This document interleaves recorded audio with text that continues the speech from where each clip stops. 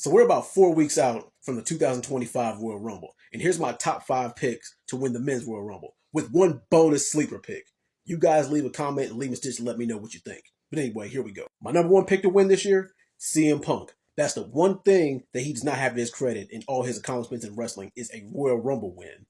But I'm not sure who's going to have the titles between now and WrestleMania with Gunther and Cody Rhodes. I think Cody will keep his. Gunther, I'm not sure about. And then there's still the feud with Seth Rollins.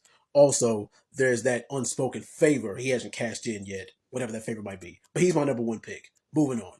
Number 2, John Cena. This is an obvious one because John Cena's already made it clear that he's retiring after this year. And what better way to cap off a WWE career with one last Royal Rumble win and one last WWE title win? This is his last ride, so why not make it count? Number 3, Randy Orton. Now, this depends on if they want to turn Randy Orton heel and or if they want to have him go up against Cody, depending on if Cody retains the title or not. Because since his return, everybody has been clamoring for that legacy feud between Randy Orton and Cody Rhodes. But do you pull the trigger on it now that we're close to WrestleMania? Or do you wait, I don't know, maybe a few months down the line or maybe even stretch it out to next year? You never know, but Randy Orton's my number 3 pick. My number 4 pick to win is Roman Reigns. Now, a lot of people say at this point in his career, he doesn't really need the title, especially because he's wrapped up in the whole bloodline thing. And ironically, this is why The Rock is not one of my picks, because neither one of them really necessarily need the title. It's going to be more about who the head of the table in the Samoan family is. And also, this would depend on if The Rock were to insert himself into either the Royal Rumble or to the Elimination Chamber. Royal Rumble, I can see it. Elimination Chamber is kind of a stretch. But yeah, it's more about who the head of the table is. But still, you can't go wrong with Roman Reigns as a pick. My number 5 pick.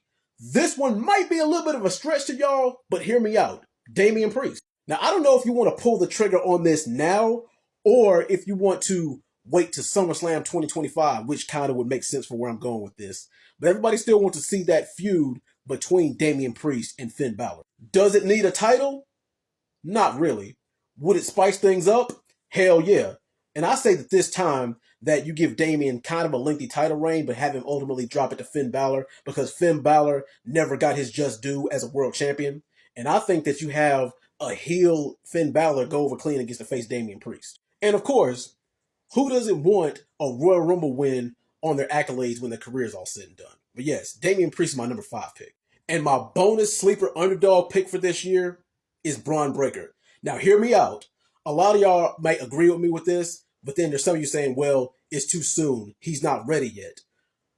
I think that if you were to pull the trigger on him, you would have to put him up against John Cena. You would have John Cena win the title between now and before WrestleMania and then have him go up against Braun Breaker. I think that's one of the marquee matchups that we're going to get before the end of this year. And it's going to be a kind of passing the torch thing.